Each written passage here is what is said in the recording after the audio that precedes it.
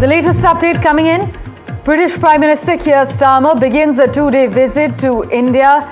He's landed in Mumbai, joined by over 100 leaders from the business, culture and university sectors in an effort to promote that recently signed trade deal. Sir Keir Starmer is expected to hold wide-ranging talks with Prime Minister Modi in Mumbai tomorrow, as on the 9th of October. And the British Prime Minister's visit to India comes roughly 3 months since the two countries inked a landmark free trade pact that will increase market access and also cut tariffs. You must note that the deal between the world's fifth and sixth largest economies aims to increase bilateral trade by a further £25.5 billion. That's $34 billion by the year 2040. The government has said that the projections were a floor, not a ceiling. This is the British government to the ambition of the deal. And the visit with executives from the likes of oil major BP, engine maker Rolls-Royce, telecom firm BT is aimed at maximizing Britain's biggest post-Brexit trade deal. Sir Keir Starmer is on a two-day visit and he is going to be meeting Prime Minister Modi tomorrow. The latest coming in, the British Prime Minister has kick-started a two-day visit to India, joined by over 100 leaders from the business, culture and university sectors in an effort to promote that recently signed free trade pact. My colleague Vishal Vivek has been tracking the British Prime Minister's touchdown in India. He joins us live from the newsroom at the moment with a quick update. Vishal, take us through Sir Keir Starmer's plan of action in India. Well, just to give you a perspective from the UK side, just before he embarked on this visit, he gave an announcement to his delegation that this was UK's biggest trade mission to India. So that gives you a scale as to the aim the UK delegation is having, because both the sides have reached a big deal back in July when they signed that big FTA, the free trade agreement.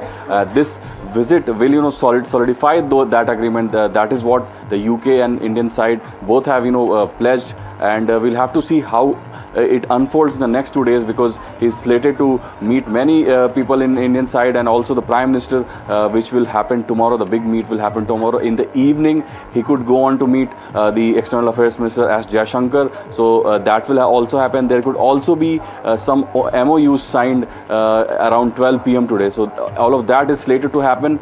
Coming back to the bilateral ties, India-UK have been traditional partners. This latest agreement, as you rightly mentioned, will consolidate the old ties.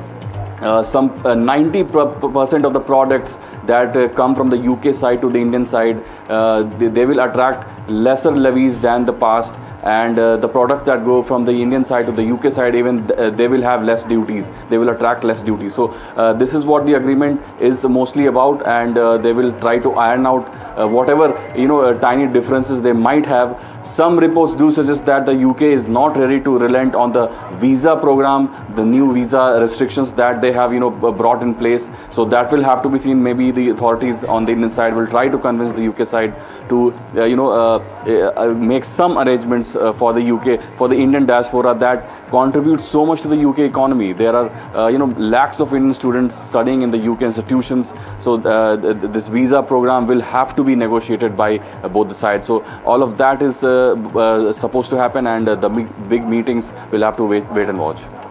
Right. Vishal, you mentioned that the UK Prime Minister has ruled out any visa extensions and said that the UK will not relax visa rules for India ahead of this visit. Should that actually be taken at face value, or are we picking up on the fact that there is room for negotiation?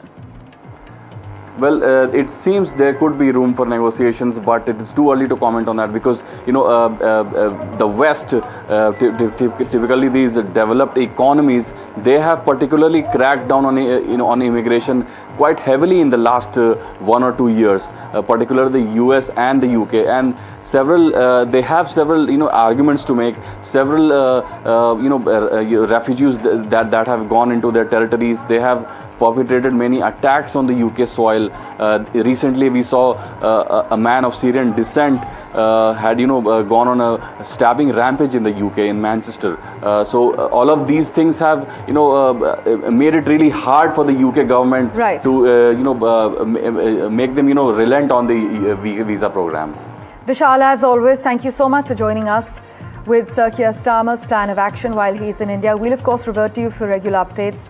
The UK Prime Minister is leading a delegation of more than 100 entrepreneurs, cultural leaders and university vice-chancellors as he attempts to boost UK investment and also improve sluggish economic growth.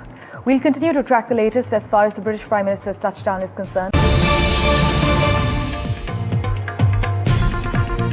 Right, we're bringing you visuals just coming in. The UK Prime Minister is leading a delegation of more than 100 entrepreneurs, cultural leaders and university vice-chancellors as he attempts to boost UK investment. Sir Keir Starmer is in India on a 2-day visit. As you can see, he has landed in Mumbai. He has already met with the Chief Minister of Maharashtra. The visit is focused on trade and business, with number 10 Downing Street calling it a 2-day trade mission to Mumbai. The UK delegation will include the Minister for Trade and Business, Peter Kyle, who's accompanying Sir Keir Starmer. Also accompanying him is the Investment Minister, Jason Stockwood.